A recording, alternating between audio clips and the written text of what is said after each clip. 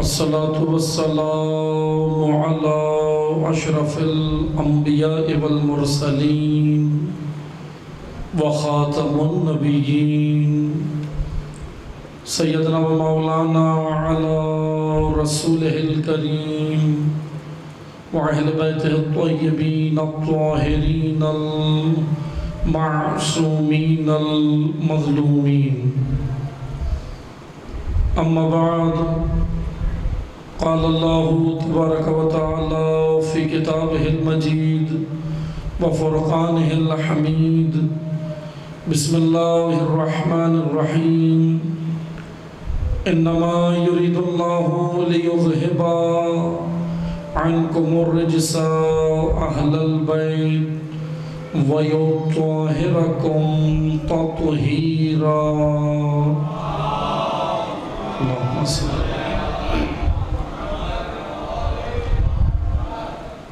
أما بعد، قال الله تبارك وتعالى في كتابه المجيد وفرقانه الحميد: بسم الله الرحمن الرحيم.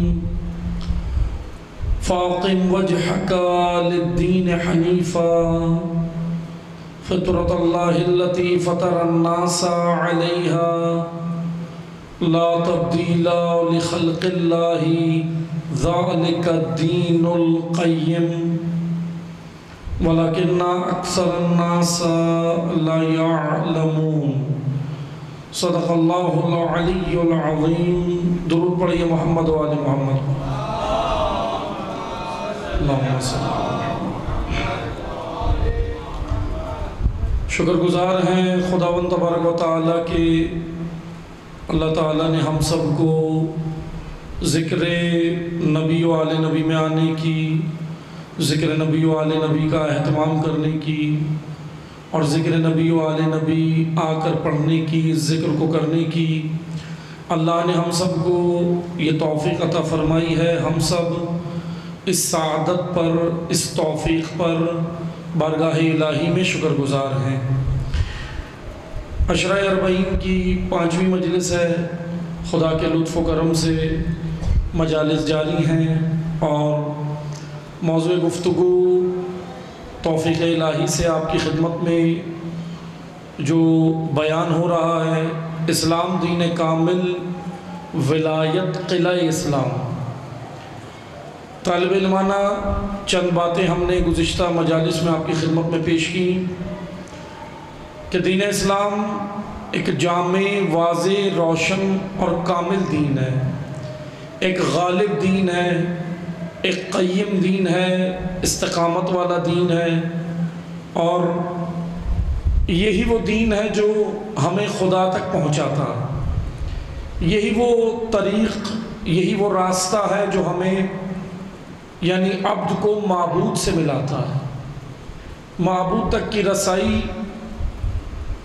خداوند تبارک و تعالیٰ نے جس راستے کا بشر کو حکم دیا وہ یہی دین اسلام ہے. کیونکہ اگر اسلام جامع نہیں ہوگا، اگر اسلام کامل نہیں ہوگا اور اگر اسلام واضح نہیں ہوگا تو بشر ہدایت نہیں پا سکتا. بشر کی ہدایت کے لیے اسلام کا جامع اور مکمل ہونا ضروری ہے اور بشر کی ہدایت کے لیے اسلام کا واضح اور آسان ہونا بھی ضروری ہے. کیونکہ یاد رکھیں دین اسلام آسان دین بھی ہے. آسان سے مراد انسانی ذہن کے مطابق ہے. کیونکہ دیکھیں آسانیاں دو طرح کی ہوتی ہیں. میں جو آسانی کا معیار سمجھ رہا ہوں وہ نہیں. آسان کو عربی زبان میں کہتے ہیں سہل. سہل یعنی آسان. اور خداوند تبارک و تعالیٰ نے قرآن کریم جو نازل کیا، قرآن کے بارے میں بھی کہا کہ یہ سہل ہے. وَلَقَدْ يَسَّرْنَا الْقُرْآنَ، کہ یہ آسان ہے. قرآن مشکل نہیں ہے. توجہ سنیے گا کیونکہ سوال آپ کے ذہن میں اٹھیں گے اور انشاءاللہ اس کا جواب بھی ملے گا کہ بھئی آسان ہے قرآن تو ہمیں سمجھ کیوں نہیں آ رہا؟ خدا تو کہہ رہا ہے آسان ہے. وَلَقَدْ ہم نے یہ نازل کیا کیا؟ یسرنا القرآن. آسان ہے قرآن، مشکل نہیں ہے قرآن. مشکل انسانی ذہن میں ہے، مشکل انسان کے سمجھنے میں ہے، اور مشکل سمجھنے کے آداب میں ہے، مشکل سمجھنے کے طریقہ کار میں ہے. یہاں بھی مشکل ہے، ورنہ اسلام مشکل نہیں ہے. اسلام ایک واضح دین ہے، روشن دین ہے، کیونکہ قرآن کریم نے اسلام کو کہا ہے دین مبین. مبین کی میں وضاحت کروں گا، توجہ سنیے گا.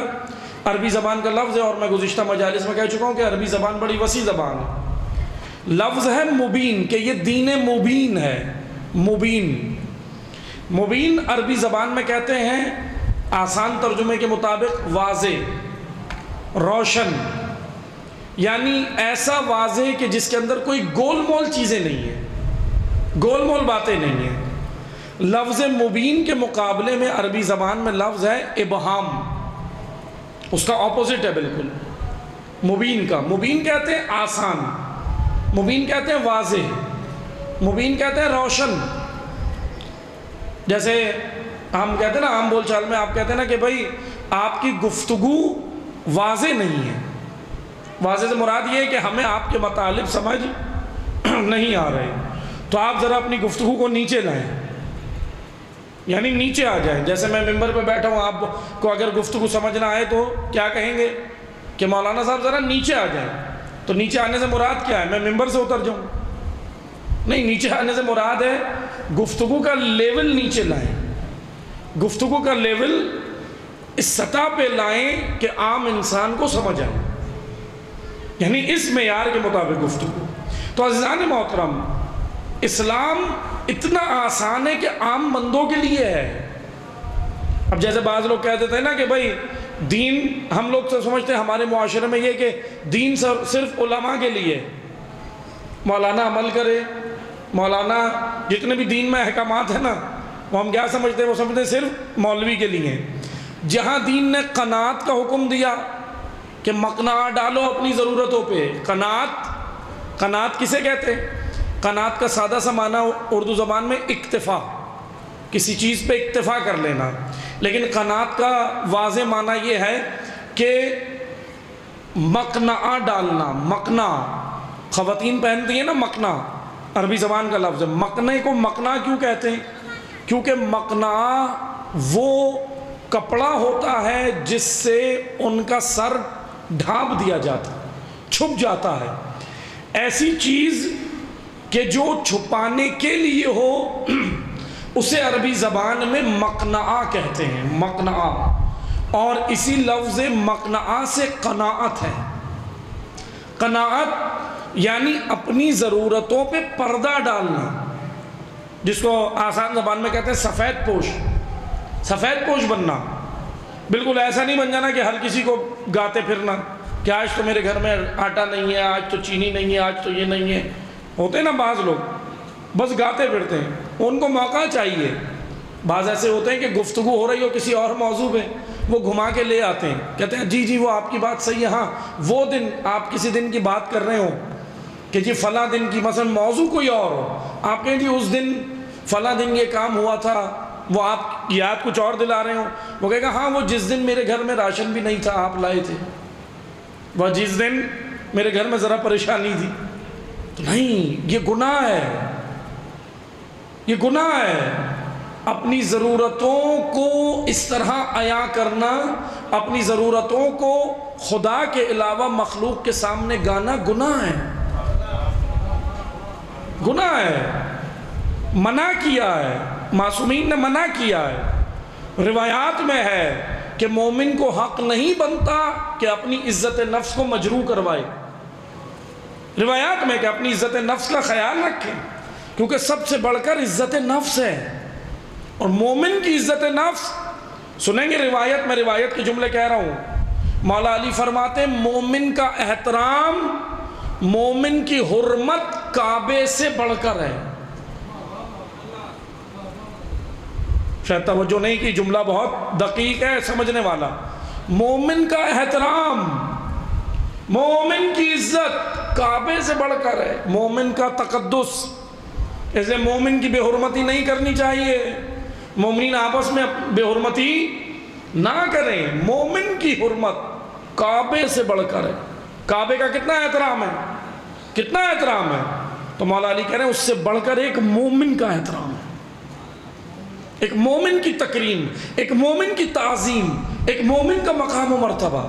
بس عزیزان محترم، لیکن کرتے کیا ہیں بعض مومنین، معذرت کے ساتھ میں کسی کو کرٹیسائز نہیں کر رہا، لیکن ایک معاشرتی خامی ہے، اس کو ہائی لائٹ کر رہا ہوں کہ بعض مومنین کیا کرتے ہیں، عیاں کرتے ہیں ہر کسی کے سامنے اپنی ضرورتوں کو. نہیں، منع ہے روایت میں کہ اپنی عزت نفس کا خیال رکھو، اپنی عزت نفس کو مجروح مت ہونے دو. اچھا پھر پوچھ بھی لیا لوگوں نے، جب مولا نے کہا نا اپنی عزت نفس کا خیال رکھو، تو پھر لوگوں نے کہا کہ مولا پھر کریں کیا، اگر ضرورت پڑ جائے تو پھر کیا کریں، کیونکہ معاشرے میں ایک دوسرے کو بتائے بغیر رہ بھی تو نہیں سکتے. لیکن بات یہی ہے نا، میں نے پہلے بھی مجلس میں کہا تھا کہ علی تو وہ مشکل کشا ہے، مشکلیں پیدا بھی نہیں ہوئی تھی، حل پہلے ہی دیا تھا. یا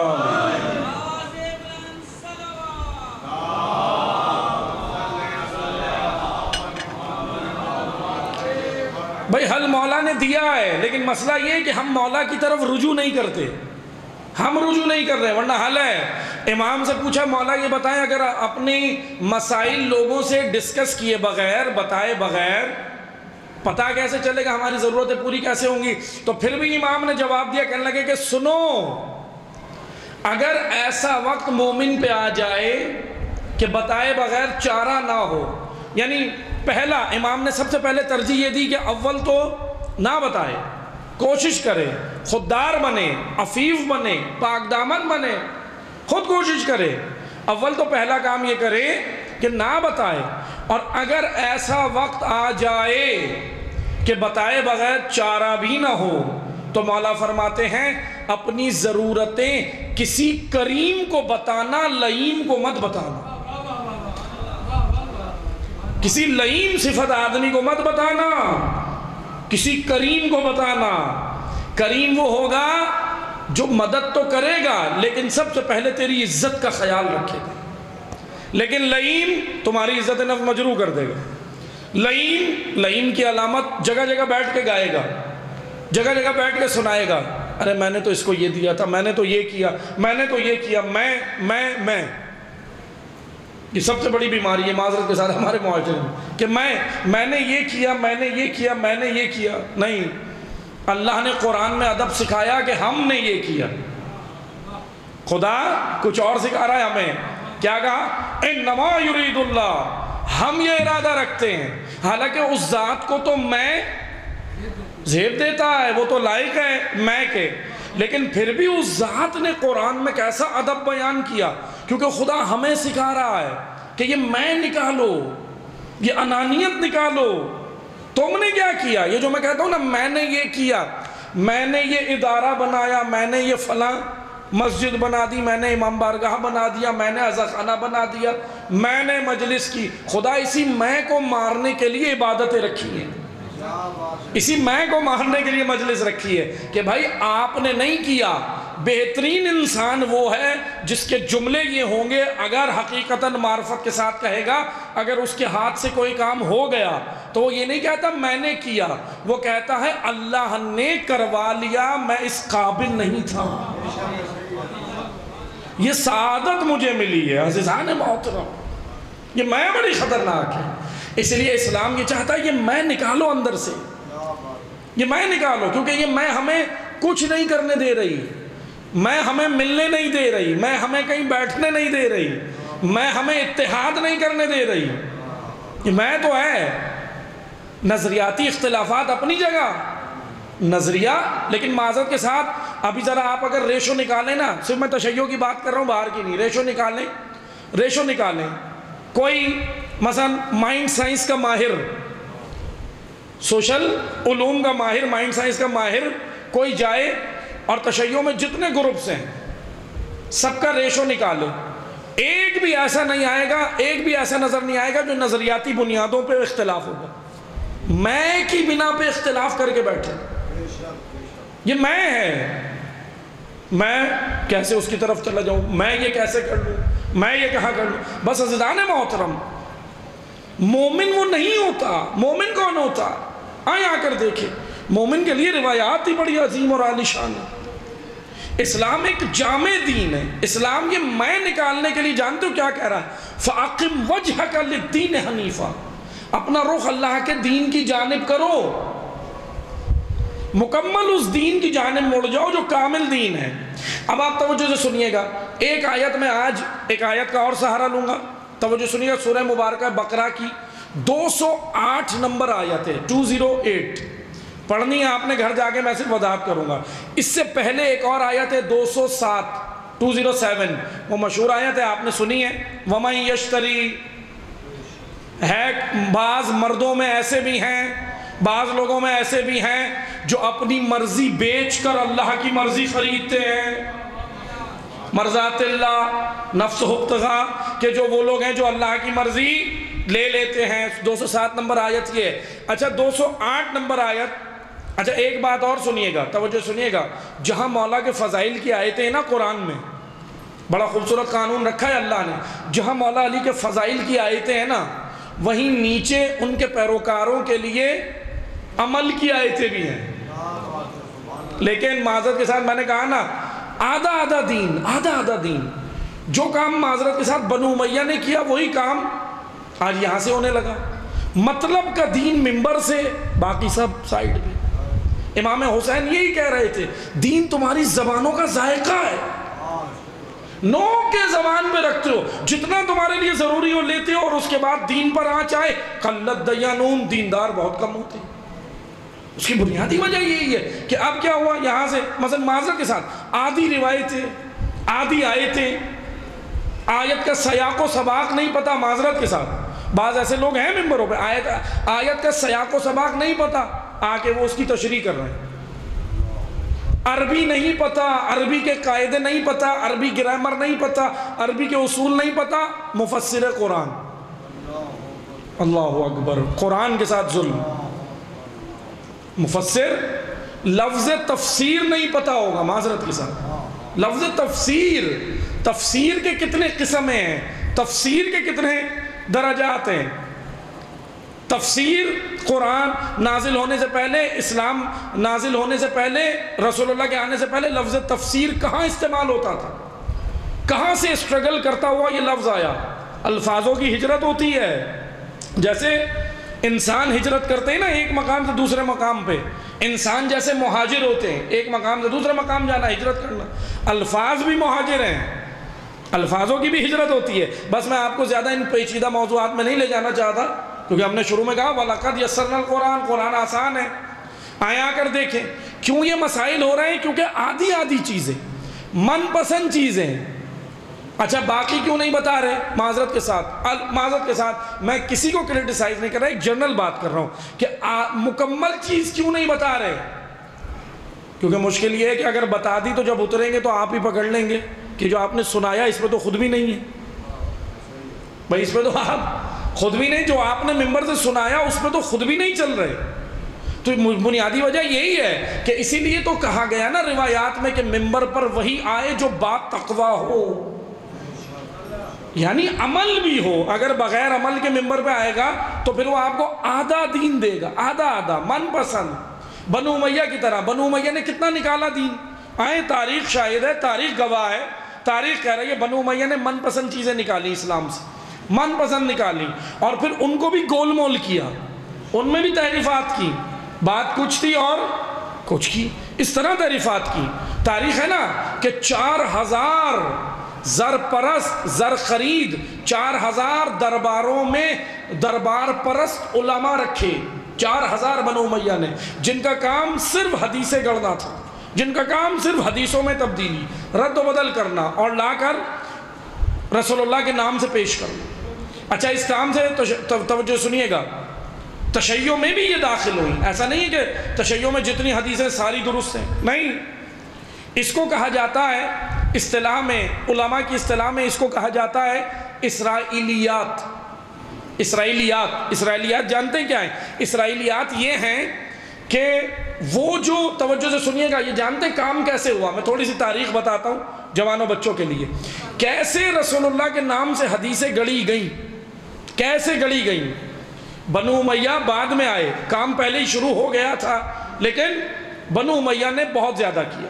یہ تاریخ کہہ رہی ہے، دیکھیں میں اس لیے بار بار کہہ رہا ہوں کہ اگر کسی کو اعتراض ہو تو تاریخ کی کتابیں پڑھیں، کیونکہ تاریخ میں جو ہوا وہ تاریخ بیان کرنا تو جرم نہیں ہے نا، تاریخ بیان کرنا تو جرم نہیں ہے، تاریخ بیان ہونی چاہیے، کیونکہ تاریخ ہسٹری ہے، ہسٹری تو ہسٹری ہوتی ہے۔ اب توجہ سے سنیں، توجہ سنیے گا، رسول اللہ دنیا سے جاتے ہیں، ظاہری طور پہ رحلت ہو جاتی ہے، ایک ایسا گروہ جو ظاہری طور پہ مسلمان ہوا تھا لیکن وہ دل سے مسلمان نہیں ہوا تھا، ان میں جانتے ہیں اس گروہ کے اندر کون لوگ تھے؟ یہودیوں کے علماء تھے، جن کو قرآن کریم نے احبار کہا ہے، الف ہا با الف را، احبار، اخبار نہیں، احبار، احبار، اور عیسائیوں کے علماء کو رہبانیون کہا ہے، رہبانی اور احبار۔ قرآن کریم میں جو آیات ہیں میں اس کو بتا رہا ہوں، توجہ سنیں۔ احبار کون تھے؟ یہود کے علماء۔ یہ جانتے کیا کرتے تھے؟ یہ اسلام سے مخلص نہیں تھے، اسلام میں باقاعدہ ایک پلاننگ کے ساتھ داخل ہوئے، یہ باقاعدہ آئے، ان کے نام موجود ہیں، ابن ابی کعب، عبداللہ ابن سلام، یہ دو بڑے بڑے نام ہیں، میں نہیں کہہ رہا، اہل سنت اکابرین نے بھی لکھے ہیں، تشیع کے اکابرین نے بھی لکھنے، یہ دو بڑے نام، عبداللہ ابن سلام اور ابن ابی کعب، یہ ان سے روایتیں موجود ہیں، انہوں نے حدیثیں گڑھی، انہوں نے رسول اللہ کے نام سے حدیثیں گڑھی، اور ایسے گڑھی، اور بھی مشہور نام ہیں، اب میں زیادہ نام نہیں لیتا، ان کے نام بل میں آگئے ہوں گی، اب پتہ نہیں آگئے ہی نہیں، لیکن کہ بل تو بڑھتا جا رہا ہے، تو اس لیے میں بس اشارے کے طور پہ بتا دیتا ہوں۔ ایک گورنر مکہ بھی رہ چکے ہیں، بڑے مشہور ہیں، وہ مکہ کے گورنر سے ایک آ گیا تاجر، اب توجہ سنیے گا جوان، تاجر آ کے کہنے لگا، اس کی پیاز نہیں بکی تھی، اکا کا رہنے والا تھا، اکا ایک جگہ ہے، اکا ایک مقام ہے، اس کی پیاز نہیں بکتی تھی، پیاز فروش تھا، پیاز بیچتا تھا، پیاز نہیں بکی، مکہ میں آیا، ایک دن لگایا، 2 دن لگایا، پیاز نہیں بکی، اس کو ڈر ہوا پیاز خراب ہو جائے گی، سڑ جائے گی، پیاز بکنا ضروری ہے، ان کے پاس آ گیا، آ کے کہنے لگا کہ آپ تو بڑی شخصیت ہیں، جمعے کے خطبے بھی آپ دیتے ہیں، کیونکہ اس وقت میڈیا کیا تھا؟ جمعے کے خطبے میڈیا تھا، کہنے لگے خطبے بھی آپ دیتے ہیں، لوگوں سے خطاب کرتے ہیں، آپ ذرا کچھ کریں، تو کہنے لگے مسئلہ نہیں ہے، مسئلہ کیا ہے؟ کہنا مسئلہ یہ ہے کہ پیاز نہیں بک رہی، تاجر ہوں، انہوں نے بولا کہ ٹھیک ہے تم چلے جاؤ، ہو جائے گا کام۔ اتفاق سے اگلے ہی روز جمعہ تھا، انہوں نے جمعے کے خطبے میں باقاعدہ خطبہ دیا، اور آرام سے انہوں نے ایک حدیث آسانی سے، اچھا جب ان سے پوچھا گیا، توجہ سنیے گا، انہوں نے یہ حدیث گڑھی، اور جب ان سے پوچھا گیا تو کہنے لگے کہ بھائی کسی مسلمان کی مدد کرنا جرم تھوڑی ہے، کیا ہو گیا اگر ہم رسول پہ جھوٹ باندھ دیں؟ معاذ اللہ، جھوٹ کے ذریعے سے کسی کی مدد ہو رہی ہے نا، توجہ سنیے گا، یہ نظریہ بنو امیہ کا ہے،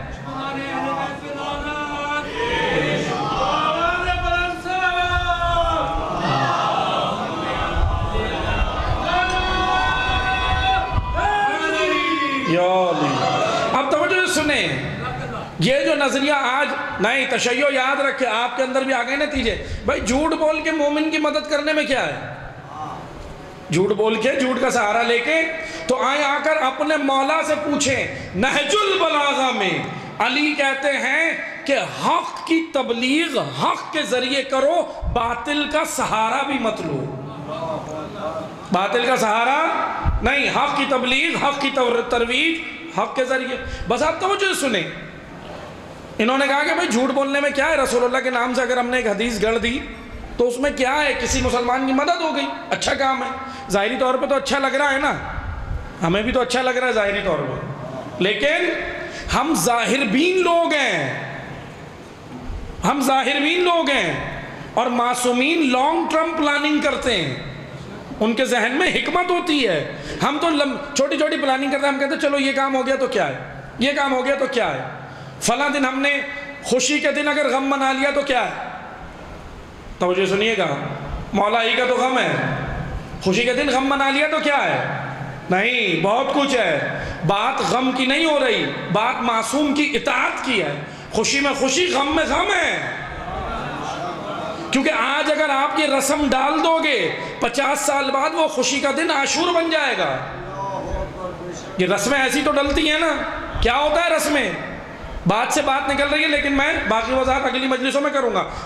رسمیں دین میں ایسے ہی ڈلی ہیں، ایسے ہی ڈلی ہیں. ایک تمثیلی واقعہ، ایک گاؤں تھا، وہ بڑا مشہور تھا لوگوں کو کھانا کھلانے میں، مہمان نوازی میں. اس گاؤں میں لوگ جاتے تھے، کھانا وانا کھاتے تھے. ایسی تمثیلی واقعہ ہے، پوچھے گا نہیں کہاں تھا گاؤں، مجھے خود نہیں پتا کہاں تھا گاؤں، لیکن میں ایک تمثیلی واقعہ ہے. لیکن تمثیلیں بعض اوقات بڑی خوبصورت ہوتی ہیں. ایک گاؤں تھا، وہاں پہ مشہور تھا کہ بھائی لوگ آتے تھے، کھانا کھاتے تھے، اور جو ہے مہمان نواز گاؤں تھا. اب توجہ سنیں، لیکن ان کے یہاں ایک رسم تھی. وہ کھانا کا دسترخوان جب بچھاتے تھے اور مہمان آ کے بیٹھتا تھا، کھانا کھاتا تھا، تو سائیڈ میں ڈنڈا رکھتے تھے. ڈنڈا اتنا بڑا. اب رسم تھی، ہوتی ہے نا رسمیں، رسمیں تو ہوتی ہیں، ہر علاقے کی رسومات ہیں. اب ان کے یہاں رسم تھی، ڈنڈا رکھتے تھے. اب بہرحال اسی گاؤں میں اتفاق سے ایک دانشور آ گیا. ایک دانشور آ گیا. اب میرے ذہن سے نکل گیا، لیکن کسی عارف کے بڑے خوبصورت جملے ہیں کہ دنیا میں عقل مند ہونا سب سے بڑا جرم ہے. بے وقوف بن کے رہو، سب آسائشیں ملتی رہیں گی. عقل مند بنو گے نا تو اندر درد تمہیں بیٹھنے نہیں دے گا. کیونکہ بے وقوف ایسی ایسی حرکتیں کریں گے معاشرے میں کہ وہ عاقل کو جینے نہیں دیتے. اور عاقل کو تلواروں، گولیوں اور بموں سے کا درد نہیں ہوتا، عاقل کو بے وقوف کی حرکتوں کا درد ہوتا کہ میں اس کو سمجھائے جا رہا ہوں، میں اس کو کہے جا رہا ہوں، میں اس کو راہ راست پر لائے جا رہا ہوں، یہ وہی سوئی اس کی وہیں اٹکی ہوئی ہے.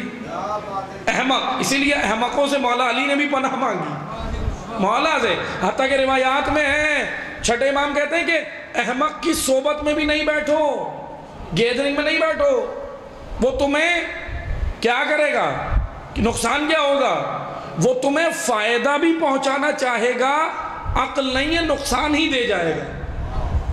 کیونکہ احمق کی محبت بھی آپ کو نقصان دے گی. ہوتا ہے یا نہیں ہوتا؟ اب آپ جا کے خود دیکھیں گا. ابھی بہت سارے لوگوں کے ذہن میں بہت سارے لوگ آ جاتے ہیں. کوئی بھی مثال دو، کسی کے ذہن میں وہ آ جائے گا، لیکن یہ نہیں آئے گا کہ کہیں اس معیار میں نے تو نہیں اتر رہا. اس لیے سب سے پہلے یہ دیکھنا. بس توجہ سنیں عزیزان محترم. اس گاؤں میں ایک دانشور آ گیا. بھائی عقل مند تھا، صاحبان اولو الالباب میں سے تھا. کوئی سائنٹسٹ ہوگا، کوئی دانشور ہوگا، کوئی محقق ہوگا. آ گیا. اب وہ کھانے کے لیے بیٹھا دسترخوان پہ. لیکن آپ کو پتہ ہے عقل مند ہونا جرم ہے نا. عاقلوں کے ساتھ کیا ہوتا ہے؟ دنیا شاہد ہے. قرون وسطیٰ میں 3.5 لاکھ عقل والے قتل کیے عیسائیوں نے. کیوں کیے؟ کیونکہ وہ صرف یہ کہتے تھے نہیں چاند اس طرح نہیں اس طرح، اور وہ کہتے تھے تم نے پادری کے اگینسٹ بولا ہے، تم واجب القتل ہو. جرم ہو گیا. عقل بھی ایک جرم بن گئی بے وقوفوں کے معاشرے میں. اب توجہ سنیں، یہ کہنے لگا بھائی میں کھانا بعد میں کھاؤں گا. اچھا تھا بھی بڑا ڈٹا ہوا عاقل. کہنے لگا کھانا بعد میں کھاؤں گا، یہ بتاؤ یہ ڈنڈا کیوں رکھا؟ توجہ سنیں. اب بہرحال جو صاحب خانہ تھے وہ کہنے لگے کہ یہ تو مجھے بھی نہیں معلوم. ایک دوسرے کی بغلیں جھانکنے لگے، تمہیں معلوم ہے؟ کہتا نہیں تمہیں نہیں. کہا کہ پھر؟ کہا کہ بھائی ابا رکھتے تھے، بزرگان رکھتے تھے، چلا آ رہا ہے نا سلسلہ. بہرحال گاؤں میں شور مچ گیا کیونکہ اس عقل مند نے، اس عاقل نے بولا، دانشور نے بولا میں کھانا جب تک نہیں کھاؤں گا جب تک ڈنڈے کی حکمت پتہ نہ چلے، جب تک اس کی لاجک نہیں بتاؤ گے. اب بہرحال پورے گاؤں میں خبر پھیل گئی کہ ارے بھائی کھانا نہیں کھا رہا، مہمان کھانا نہیں کھا رہا. اچھا اگر کھانا کھائے بغیر جا بھی نہیں سکتا تھا وہ. کیوں؟ کیونکہ گاؤں والے اپنے لیے معیوب سمجھتے، مہمان نواز تو تھے بہرحال. اچھا گاؤں میں خبر پھیلی، پھر گاؤں والوں نے جمع ہونا شروع ہوئے اس گھر پہ. کہنے لگے کیا ہو گیا بھائی؟ یہ مسئلہ ہو گیا. کہنے لگے اچھا چلو پھر ایک کام کرتے ہیں، گاؤں میں کسی ایجڈ بزرگ کو دیکھتے ہیں، کوئی اچھی عمر والا ہو. ایک مل گیا 80 سال کا بزرگ. کہنے لگے ارے ان کو پوچھتے ہیں. ان کو اٹھا کے لے آئے اسی گھر پہ. کہنے لگے آپ یہ بتائیں یہ مسئلے میں ہم لوگ پھنس گئے، پورے گاؤں والے یہ کہہ رہا ہے کہ میں کھانا نہیں کھاؤں گا، مہمان ہے، اور یہ کہہ رہا ہے ڈنڈا کیوں رکھتے. تو ان بزرگ نے اپنے سر پہ ہاتھ مارا. کہنے لگے اللہ کے بندو ڈنڈے کا سائز چھوٹا تھا، تم نے بڑھا دیا. اب دیکھیں بات یہ ضروری نہیں تھی، وہ ایک اور غیر ضروری بات میں الجھا دیا. کہنے لگے سائز پر انہوں نے سائز پہ اس کے اعتراض کیا، اس کی سائز پر، کہنے لگے ہمارے جو بزرگ تھے وہ تو چھوٹا رکھتے تھے، تم نے بڑا کر دیا۔ اچھا انہوں نے بولا کہ ٹھیک ہے بھائی ہم سائز بھی کم کر لیں گے، رکھتے کیوں تھے؟ تو وہ کہنے لگے کہ یہ تو مجھے بھی نہیں پتا، یہ تو چلا آ رہا ہے بزرگان کرتے تھے۔ اب بہرحال پھر مسئلہ ہوا، پھر گاؤں میں شور شرابہ ہوا، پھر یہ گئے کسی اور بزرگ کے پاس جو 100 سال کا تھا، وہ بھی مل گیا، اسے بھی لے آئے۔ اس نے آ کے پھر سائز پہ کہا کہ سائز اس سے بھی چھوٹا تھا۔ کہا رکھتے کیوں تھے؟ کہا یہ نہیں پتا۔ لیکن ایک بزرگ مل گیا، اب توجہ سنیں، ایک بزرگ مل گیا، اس کو لے آئے، کہنے لگے بھائی یہ ڈنڈا آپ اس کا بتائیں۔ تو انہوں نے اپنے سر پہ ہاتھ مار کے بولا اللہ کے بندو، ڈنڈا نہیں رکھتے تھے، دسترخوان پہ تت پت اور خلال رکھتے تھے، دانت صاف کرنے کے لیے۔ بالکل وہ بن کیا گیا، رکھتے تت پت تھے، خلال تت پت اور اس کو کیا کیا کہتے ہیں، دانت صاف کرنے کے لیے رکھتے وہ تھے، لیکن وہ بڑھتے بڑھتے بڑھتے کہاں پہنچ گیا؟ کیونکہ جو آنے والی نسلیں ہوتی ہیں عزیزان محترم، وہ تحقیق نہیں کرتی، ریسرچ نہیں کرتی، وہ بس یہ دیکھتی ہیں چلا آ رہا ہے سلسلہ بغیر عقل کے، اور اسلام اس کی نفی کرتا ہے۔ اسلام کہتا ہے اسلام دین عقل ہے، اسلام دین لاجک ہے، اسلام دین حکمت ہے۔ اسلام آپ کو کہہ رہا ہے یہ نماز بھی پڑھ رہے ہو تو اس کی بھی وجہ پوچھو مولانا سے۔ یہ 2 سجدے جماعت میں، ایک رکعت میں 2 سجدے، ایک رکوع، سورہ حمد، اس کے بعد سورہ، یہ بھی کیوں ہے؟ اسلام کیوں اٹھا رہا ہے آپ کے ذہن میں؟ اسلام کہتا ہے وہ جو مولوی کے پیچھے نماز پڑھ رہے ہو، محراب میں کھڑا ہے، اس سے پوچھا کرو کہ 2 سجدے کیوں ہیں، ایک رکوع کیوں ہے، 4 رکعت کیوں ہیں، ظہر کی نماز، ظہرین کی نماز بالاخفات کیوں ہے، بالجہر کیوں ہے، بالاخفات کیوں ہے، تیز کیوں پڑھنی ہے، ہلکے کیوں پڑھنی ہے، پیش امام کے بعد میں کیوں جانا ہے؟ لاجک ہے۔ عزاداری کیوں کر رہے ہو؟ عزاداری کیا کرنے آئے ہو؟ کیوں مجلسیں ہیں؟ کیوں گریہ ہے؟ کیوں ماتم ہے؟ یہ کیوں اٹھایا تھا اللہ کے نبی نے؟ بنو امیہ نے اس کیوں پہ اٹیک کیا، کامیاب ہو گئے بنو امیہ، امت کے اندر سے کیوں نکالا؟ امت سوچے ہی نہیں، آئیں آ کر دیکھیں، انہوں نے حدیث گڑی، گورنر مکہ جمعہ میں خطبہ دے دیا، کہنے لگے پیاز نہیں بک رہی، پیاز نہیں بک رہی تھی نا، انہوں نے حدیث گڑی، عکا کا رہنے والا تھا، انہوں نے حدیث رسول اللہ سے گڑ کے پیش کر دی، کہنے لگے جو شخص، رسول اللہ نے فرمایا معاذ اللہ الیعوذ باللہ، حدیث نہیں ہے لیکن انہوں نے نقل کی، کہ جو شخص عکا میں بیٹھ کے مکہ میں بیٹھ کے عکا کی پیاز کھائے گا اس پہ جنت واجب۔ آپ یقین جانیں پیاز کے چھلکے بھی نہیں بچے، ایسا خرید کے لے کے گئے، چھلکے بھی نہیں بچے۔ کیا چیز سی ہے؟ وہ کہنے لگے سادہ لو مسلمان، سادہ زیست مسلمان، کسی نے تحقیق کی، جعلی حدیثیں گڑنے کا بازار گرم تھا، گرم تھا، آج تک ہے، آج تک ہے۔ میں نے ابھی 2 دن پہلے مجلس میں کہا تھا، کویت کے اندر کویت کے شیخ بیٹھ کے اپنی پسند کی ولایت علی کی پہ کتابیں چھاپ رہے ہیں۔ آج تشیع کو ولایت علی کون بتائے گا؟ کویت کے شیخ۔ چھپ گئی یہ کتابیں، آ رہی ہیں مارکیٹ میں۔ یہاں اس کو شعور کی ضرورت ہے۔ قالا علی آ جائے، قالا صادق آ جائے، قالا امام باقر آ جائے، اتنے سادے مت بنو فوراً بس صحیح مولا نے کہا ہے، نہیں۔ اسی لیے آئمہ کو پتا تھا یہ سب کام ہوگا، چھٹے امام کو پتا تھا، اسی لیے چھٹے امام نے کیا کہا؟ وہ حدیث، وہ کلام جو قرآن سے مل جائے وہ ہمارا ہے، قرآن کے اگینسٹ ہو تو اس کو قبول نہیں کرنا، دیوار پہ دے مارو۔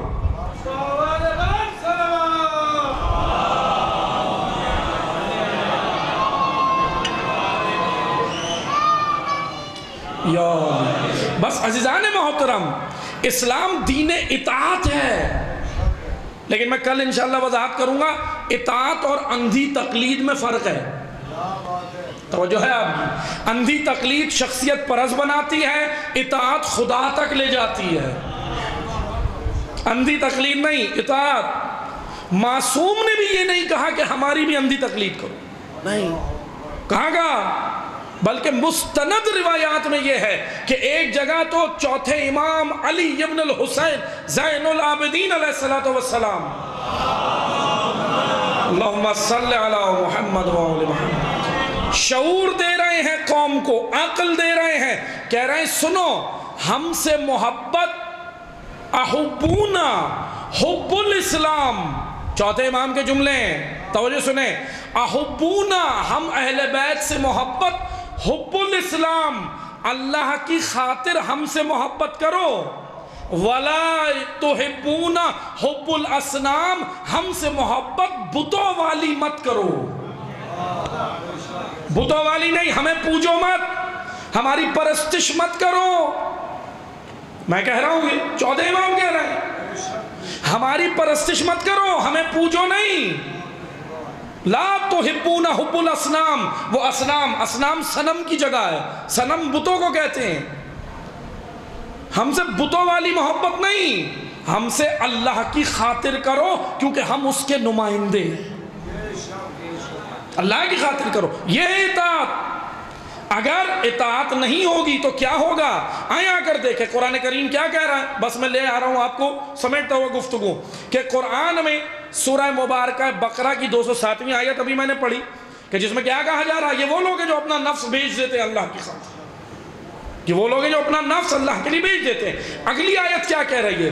یا ایھا الذین آمنوا، اب مومنوں سے خطاب ہے، اب جو بھی اپنے آپ کو مومن سمجھتا ہے سن لے، کون نہیں سمجھتا مومن؟ ماشاءاللہ سبھی ہیں، سب سمجھتے ہیں نا، سب ہیں نا مومن، الحمدللہ ہیں، ایسی بات نہیں ہے نہیں ہے، لیکن عقائد میں ہیں، تھوڑا عمل میں کمی ہے، وہ بھی انشاءاللہ ہو جائیں گے، کیونکہ مجلس اسی لیے تو ہیں کہ عقیدتی مومن کو عملی بنانا فرش اعضاء کا کام ہے، اسی لیے رکھی ہیں، یہاں آ کے یہ جواز مت دو کہ نہیں مولا نے بولا بس جیسے آ جاؤ میرے ہو، اسرائیلیات ہیں، یہ گڑی ہوئی روایتیں ہیں، معصوم سے گڑی ہوئی روایتیں۔ چلے یہ تو میں نے ابھی بنو امیہ کا بتایا، چوتھے امام کا ایک شاگرد ہے مغیرہ، شاگرد تو میں جملہ کہہ رہا ہوں، شاگرد کا لفظ اس کے ساتھ جچتا نہیں ہے، ایجنٹ تھا، امام کی مجلسوں میں آ کے بیٹھتا تھا، چھٹے امام کا، معذرت کے ساتھ چوتھے نہیں چھٹے امام کا، چھٹے امام کی مجلسوں میں آتا تھا، بیٹھتا تھا، حدیثیں نقل کرتا تھا، لے جا کے من گھڑت کرتا تھا، لیکن چلو اس نے اتنا تو کیا، اعتراف کر لیا، تاریخ میں اس کے جملے، اس نے خود اعتراف کر کے کہا کہ میں نے امام صادق کے نام سے 4000 حدیثیں گڑی ہیں جو امام صادق کے نام امام صادق نے نہیں کہا تھا، میں نے گڑی ہیں۔ مغیرہ بن عقبہ اس کا نام، ظاہراً یہ تاریخ میں جو مشہور ہے، اور بھی اس کی ولدیت کے ساتھ اور بھی لوگوں نے ذکر کیا، لیکن ہم اس بحث میں نہیں جائیں۔ مغیرہ بن عقبہ تاریخ کا نام ہے، کہتا ہے 4000 حدیثیں میں نے گڑی ہیں، ببانگ دہل، ایک تو گناہ، اور وہ گناہ کا اعلان بھی اللہ اعلان کہہ بھی رہا ہے کہ ہاں بھائی گڑی ہے، کتنا بڑا گناہ ہے۔ اب آپ اندازہ کریں کیا تشیع کے اندر ایسی حدیث نہیں آئی؟ اسی لیے امام نے کہا نا قرآن پہ پرکھو، قرآن سے دیکھو، رجوع کرو وہاں پہ جو ہم تمہیں معیار بتا رہے ہیں، اس معیار کی جانب آؤ۔ آئیں عزیزان محترم، کیا ہے معیار دین؟ قرآن میں اللہ کہہ رہا ہے یا ایھا الذین آمنوا، سورہ بقرہ آیت 208، یا ایھا الذین آمنوا ادخلوا، اے ایمان والو داخل ہو جاؤ، فی السلم کافہ، پورے اسلام میں داخل ہو۔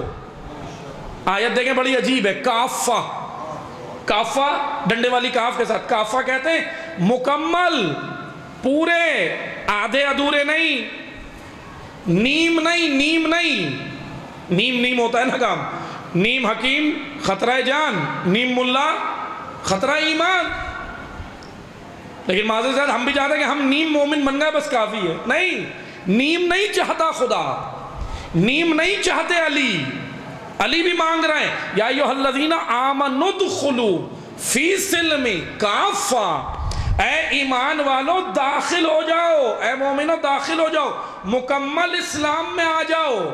پھر ہوگا کیا؟ پروردگارہ ہوگا کیا؟ وَلَا تَتَّبِعُوا خُطُوَاتِ الشَّيْطَانِ، شیطان کی راہوں پہ مت چلو۔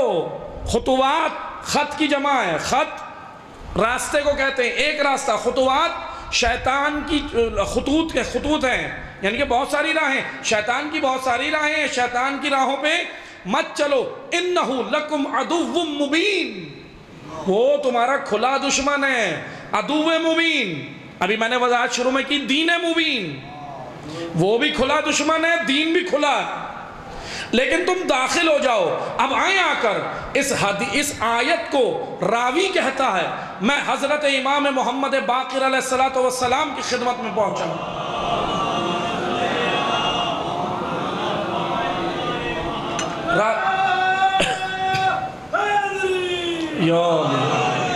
راوی کہتا ہے میں مولا کی خدمت میں پہنچا، میں نے کہا مولا یہ بتائیے اس آیت کا معنی کیا ہے؟ پورے داخل ہو جاؤ، یا ایھا الذین آمنوا ادخلوا فی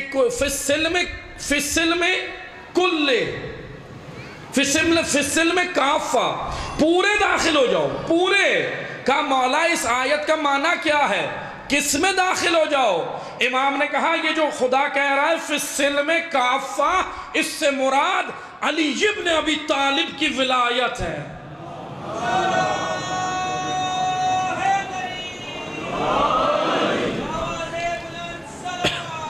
اللہم صلی علی محمد و آل محمد۔ اس سے مراد ولایت ہے، میرے جد کی ولایت اور ہم معصومین کی ولایت، یعنی ولایت میں داخل ہو جاؤ۔ قرآن کیا کہہ رہا ہے؟ ولایت میں آ جاؤ۔ ہم تو سمجھے کہ ولایت کو ہم باہر سے ہی کھڑے ہو کے قصیدے سنا دیں کافی ہو گیا، نہیں، ولایت خالی آپ کے قصیدے سن کے راضی نہیں ہوتی، ولایت میں داخل ہونا پڑتا ہے، اور ولایت میں دخول کے لیے سب سے بنیادی شرط ہے اطاعت، سرنڈر، تسلیم ہونا، مان لینا، جھک جانا۔ جیسا میں نے عرض کیا نا کہ ایسے نہیں ماننا، عقل سے ماننا، کیونکہ عقل رسول باطنی ہے، روایت میں اندر آپ کے عقل رکھی ہے۔ کیا کہا؟ مان لو، جھک جاؤ۔ ایک اور آیت ہے، مشہور آیت ہے، آپ سب نے سنی ہے، یا ایھا الذین آمنوا اطیعوا اللہ واطیعوا الرسول واولی الامر منکم فان تنازعتم فی شیء فردوہ الی اللہ والرسول۔ اے مومنو، اب خطاب ہی سارا مومنوں سے، اور ماشاءاللہ سب مومن ہی بیٹھے ہیں، خدا تو مومنوں سے ہی کر رہا ہے خطاب۔ مومن بننا آسان تو نہیں ہے، اور بننے کے بعد پھر مومن رہنا اور مشکل کام۔ توجہ ہے آپ کی؟ مومن بننا جتنا مشکل کام ہے، مومن رہنا اور مشکل کام ہے، کیونکہ شیطان کے حملے ہوتے ہی مومن پر ہیں، غیر مومن میں نہیں ہوتے، کیونکہ غیر مومن تو پہلے ہی اس کی راہ پہ، مومن پر ہے۔ یا ایھا الذین آمنوا اطیعوا اللہ واطیعوا الرسول واولی الامر منکم، مشہور آیت ہے سورہ نساء کی کہ اے ایمان والو اطاعت کرو اللہ رسول اور اولی الامر کی۔ ٹھیک ہے، کس بات میں اطاعت کرو؟ فَإِن تَنَازَعْتُمْ فِي شَيْءٍ فَرُدُّوا إِلَى اللَّهِ وَالرَّسُولِ، اگر تمہارے درمیان میں جو معاملات زندگی ہیں، تنازع سے مراد، اب یہاں پہ مفسرین نے بڑا خوبصورت جملہ کہا کہ یہ جو ہے نا فَإِن تَنَازَعْتُمْ، تنازع صرف جھگڑے کو نہیں کہا جا رہا کہ اگر جھگڑنے لگو تو اللہ اور رسول کی جانب رجوع کرو، اور اگر نہیں جھگڑو تو پھر نہیں کرو، نہیں۔ یہاں آیت یہ کہہ رہی ہے تمام معاملات زندگی میں اللہ اور اس کے رسول کی جانب رجوع کرو، وہ ہے تمہارے لیے راہ حل، وہاں ہے تمہارے لیے راہ حل۔ تمہارے لیے راہ حل نہیں ہے کیپٹلزم، تمہارا راہ حل نہیں ہے لبرلزم، تمہارے لیے راہ حل نہیں ہے سوشلزم، تمہارے لیے راہ حل نہیں ہے امپیرلزم، تمہارے لیے راہ حل نہیں ہے کوئی نظام صہیونزم، تمہارے لیے راہ حل نہیں ہے۔ اے مسلمانوں، تمہارا راہ حل اللہ نے 1400 سال پہلے بتایا، اور وہ ہے قرآن کا بتایا ہوا نظام، اور اس نظام کو ولایت کہتے ہیں، ولایت کہتے ہیں، کیونکہ ولایت وہ نظام بنایا ہی اللہ نے۔ ولایت قلعہ ہے، مسلمان محفوظ ہو جائے گا۔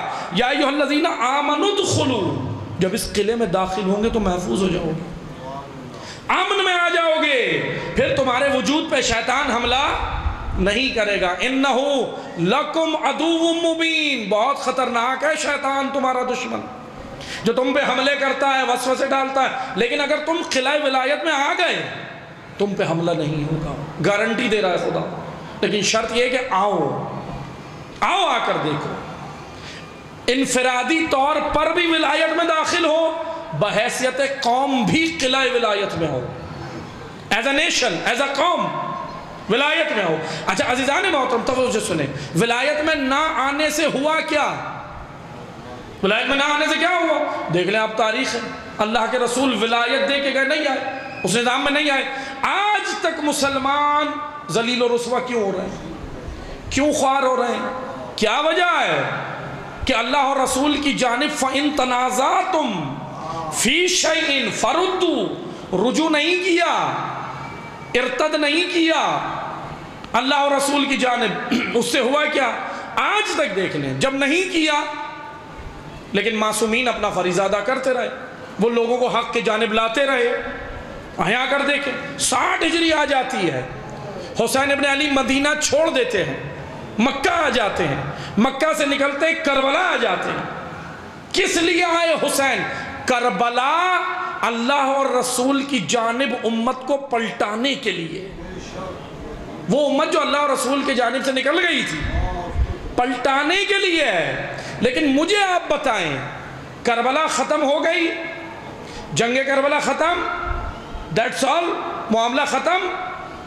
ابھی تو ایسی کربلا منبر سے بتائی جا رہی ہے کہ بس امام حسین نے کام کر دیا، آپ کا کوئی فریضہ نہیں ہے، میرا کوئی فریضہ نہیں ہے۔ لیکن توجہ سنیں، کیا کہتے ہیں آپ زیارت عاشورہ میں، کیا کہتے ہیں آپ زیارت وارثہ میں، کیا کہتے ہیں ان زیارت ناموں میں کہ میری جنگ اس کے ساتھ ہے جس سے آپ کی جنگ ہے؟ کہتے نہیں کہتے؟ میری جنگ اس کے ساتھ ہے جس سے آپ کی جنگ ہے، میری صلح اس کے ساتھ جس سے آپ کی صلح۔ تو سوال یہ بنتا ہے، امام حسین تو اپنا کام کر گئے، اب میری جنگ کس کے ساتھ ہے؟ اب میری صلح کس کے ساتھ ہے کوئی ابھی؟ بالکل ہے، آج بھی وہ کردار موجود ہیں۔ پھر آگے آپ کیا کہہ رہے ہیں؟ فَيَا لَيْتَنِي كُنْتُ مَعَكُمْ، اے کاش میں بھی ہوتا۔ زیارت ناموں میں کہہ رہے ہیں، آرزو اپنی آپ پیش کر رہے ہیں امام حسین کی بارگاہ میں، اے کاش میں بھی ہوتا 60 ہجری میں۔ معذرت کے ساتھ ہوتے تو کیا کرتے؟ سوال بھی تو ہے نا، میں کہہ تو رہا ہوں میں ہوتا تو کیا کرتا؟ عزیزان محترم معذرت کے ساتھ، آج جو میں کر رہا ہوں اگر ادھر ہوتا وہاں بھی یہی کرتا، کیونکہ میں یہ جملہ کہہ رہا ہوں نا، فَيَا لَيْتَنِي كُنْتُ مَعَكُمْ، کربلا ختم نہیں ہوئی، اے کاش میں ہوتا۔ تو کیا آپ کے وقت کا امام موجود نہیں ہے؟ کیا آج دین اسلام پہ یلغار نہیں ہے؟ آج عریانیت نہیں ہے؟ آج فحاشی نہیں ہے؟ آج جھوٹ نہیں ہے؟ آج رشوت نہیں ہے؟ آج بے رحروی نہیں ہے؟ آج حلال کو حرام اور حرام کو حلال نہیں کیا جا رہا؟ آج پیٹوں میں لقمہ حرام نہیں ڈالا جا رہا؟ آج لقمہ حرام کھانے کے لیے جواز پیدا نہیں کیے جا رہے؟ آج دین پائمال نہیں ہو رہا؟ آج حرمتیں پائمال نہیں ہو رہی؟ آج مقدسات کی توہین نہیں ہو رہی؟ اگر یہ سب ہو رہا ہے تو کربلا ختم نہیں ہوئی، کربلا کے فریضے کو اب آپ نے ادا کرنا ہے۔ حسین اپنا کام کر گئے، حسین نے کہا مجھے ناصر چاہیے۔ مولا ناصر کیوں چاہیے؟ ناصر اس لیے چاہیے کہ میں اپنا کام کر کے جا رہا ہوں، اب اسلام پہ جب بھی آنچ آئے گی جو نکل کے اسلام بھی بچائے گا، مقدسات اسلام بھی بچائے گا۔ علی کی بیٹی نے اس غیور کا نام عزادار رکھا ہے، یہ عزادار ہے، یہ بچائے گا اسلام کو۔ عزاداروں اپنا مقام پہچانو، علی کی بیٹی نے آپ کو کوئی فریضہ دیا ہے، بے راہ روی کے کنویں میں، بے راہ روی کے دلدل میں کودو نہیں، باہر رہو اور بے راہ روی کے دلدل سے امت کو باہر لاؤ، یہ تمہارا کام ہے۔ تفرقے میں مت پڑو، وہ مرتا ہے مر جائے، وہ جاتا ہے جائے، نہیں۔ کس امام کے ماننے والے ہو؟ جو آخری لحظے زخمی ہے، اللہ اکبر، پہچانو حسین کون ہے، زخمی ہے، تیروں پہ بدن پہ تیر ہیں، آخری لحظے بھی عمر سعد کے لشکر کو کہہ رہے تھے ابھی بھی وقت ہے، آ جاؤ ہدایت پا جاؤ۔ کون ہے حسین؟ کتنا بڑا جگر ہے حسین کا، کتنا بڑا دل ہے حسین کا۔ ہمارے دل کتنے چھوٹے ہیں۔ حسین دشمن کو دعوت حق دے رہے ہیں، ہم تو آپس میں ملنے کے لیے تیار نہیں۔ مومن تو ایک دوسرے کو قبول ہی نہیں کر رہا، معذرت کے ساتھ۔ یہ سیکھا کربلا سے۔ کربلا محبتیں سکھاتی ہے، کربلا عزت کا راستہ ہے، کربلا سرفرازی کا راستہ ہے، کربلا بلندی کا راستہ ہے، کربلا اوج کا راستہ ہے، کربلا بے راہ روی میں پڑے ہوئے لوگوں کو نکال کر نور ولایت میں لانے کا راستہ۔ اور یہ کام کس نے کرنا ہے؟ یہ کام آج آپ نے اور میں نے کرنا ہے۔ امام پردہ غیب میں ہے، امام پردہ غیب میں ہے۔ امام نے یہ ماموریت رکھی ہے، کسی اور نے نہیں رکھی ہے ڈیوٹی۔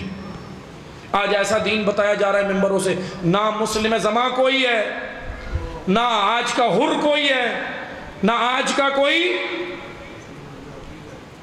نہیں، نہ آج کا کوئی مسلم ابن عقیل، نہ آج کا کوئی کردار حر، نہ آج کوئی کردار وہب، نہ آج کوئی کردار زہیر ابن قین۔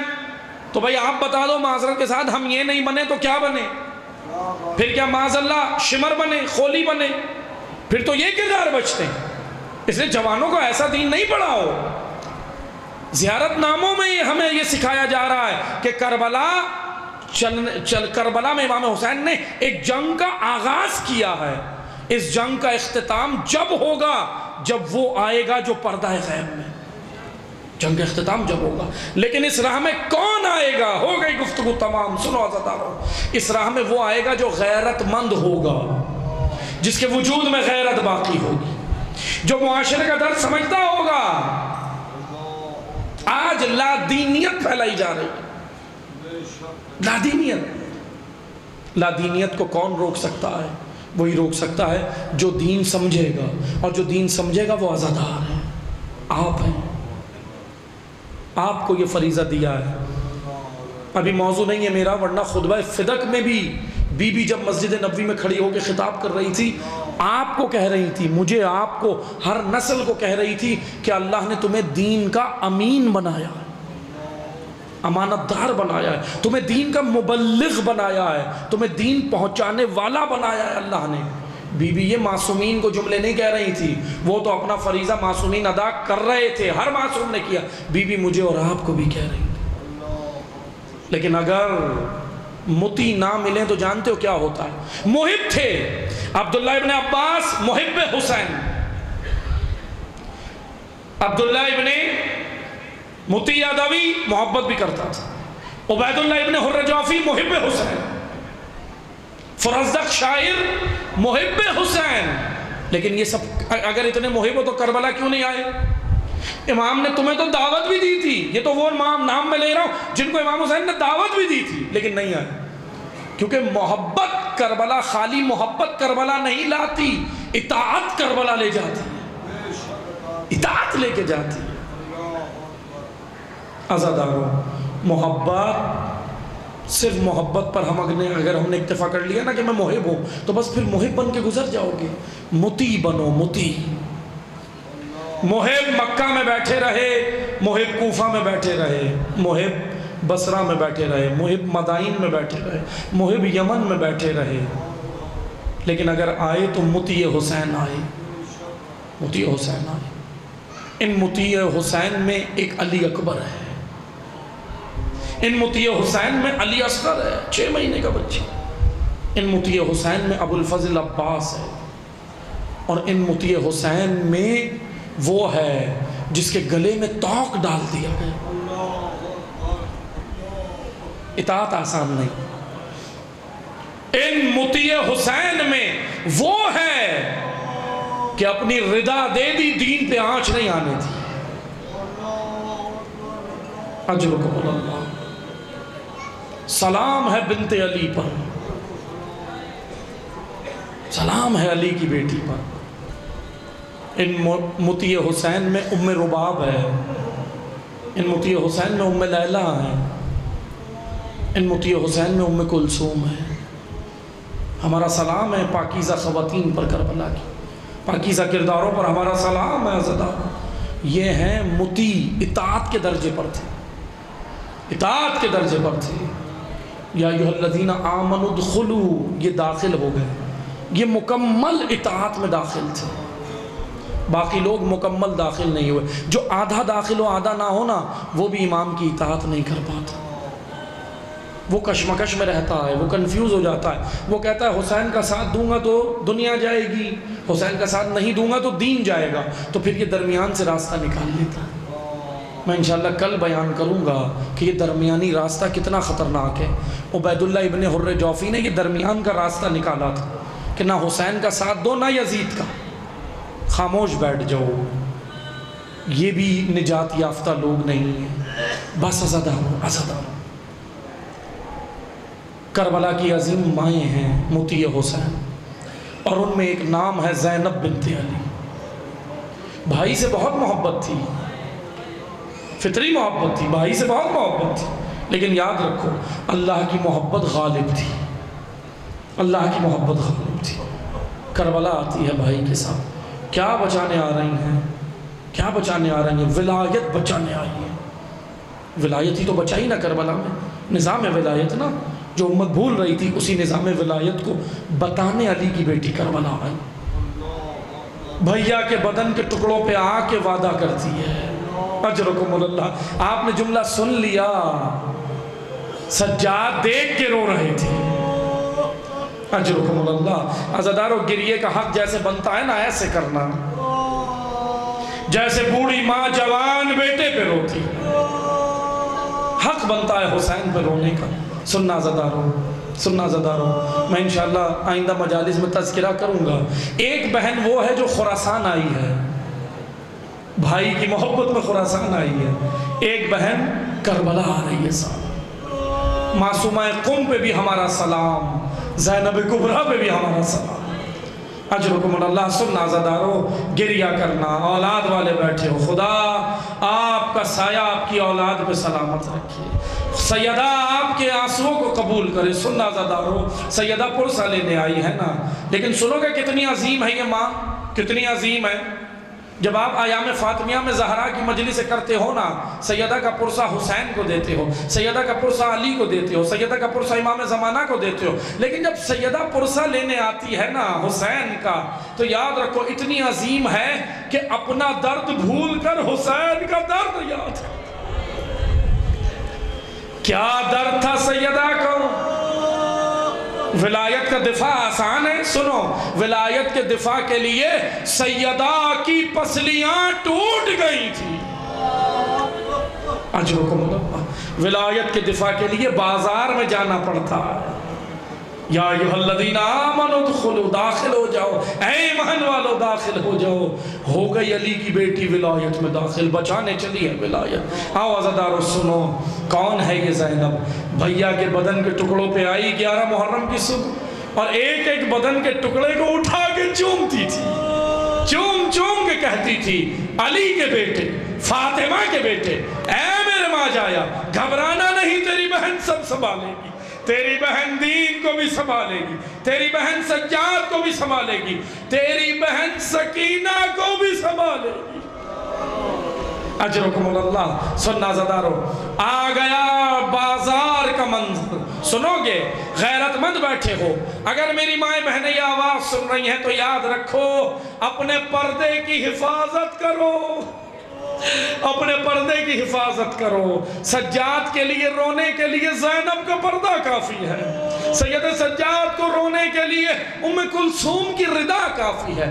آج آپ کنیزان زہرا ہو، کنیزان زینب ہو، خدا را اپنے مقام کو پہچانو، اریاں ہو کے باہر مت نکلو، ایسے کپڑے پہن کے باہر مت نکلو، ٹائٹ لباس نہیں جس میں بدن آیا ہو، ٹائٹ برقع نہیں جس میں بدن آیا ہو۔ سجاد تم پہ بھی آج روتے ہیں کیونکہ تم کنیز زہرا ہو، بلکہ وہ حجاب جو اسلام نے بتایا، وہ ایسا کپڑا جو اسلام نے بتایا، وہ پہن کے نکلنا، اسلامی شرعی حجاب کر کے باہر نکلو، ورنہ سجاد کو کیوں دکھ دیتی ہو؟ سجاد کو رونے کے لیے یہ کافی نہیں ہے۔ جب منہال نے کہا مولا شہادت پہ روتے ہیں، امام نے کہا منہال حسین پہ نہیں روتا، شہادت پہ نہیں روتا، منحال الشام، الشام، منحال شام کے بازار پہ روتا ہوں۔ آخری جملے سننا، ہو گئی گفتگو تمام۔ کیا ہوا تھا شام کے بازار؟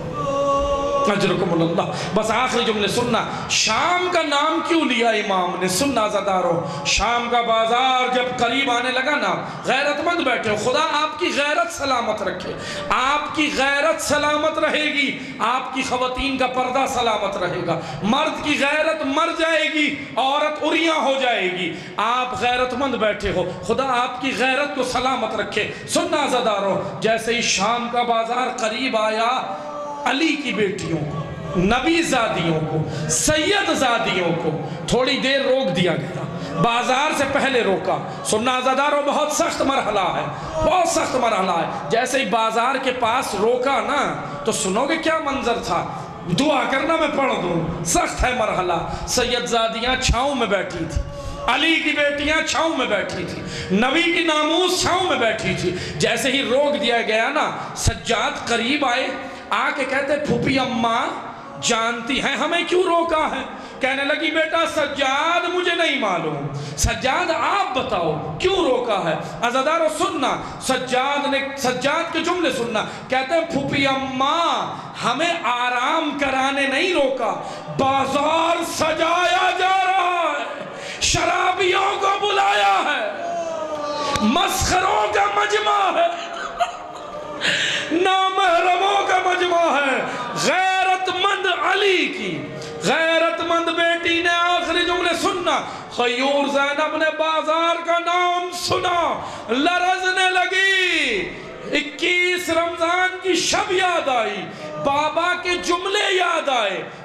علی نے کہا تھا بیٹا زینب مشکل وقت پڑے بابا کو یاد کرنا، 21 کی شب یاد آئی، زینب لرزتے بدن سے کھڑی ہوئی، نجف رخ کیا، رخ کر کے کہتی ہے بابا علی ادرکنا، بابا علی ادرکنا۔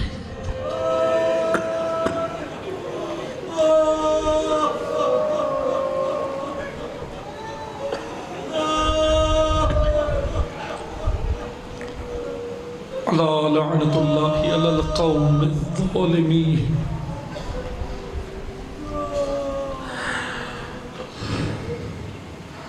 وَسَيَعْلَمُ الَّذِينَ ظَلَمُوا أَيَّ مُنْقَلِبٍ يَنْقَلِبُونَ۔ پروردگارہ ہمارے خلیل سے ذکر کو، مجلس اعظم میں آنے کو، اپنی بارگاہ میں شرف قبولیت عطا فرمائے۔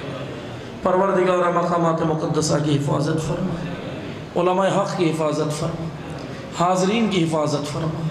پروردگارہ بانیان مجلس، شرکائے مجلس کی توفیقات خیر میں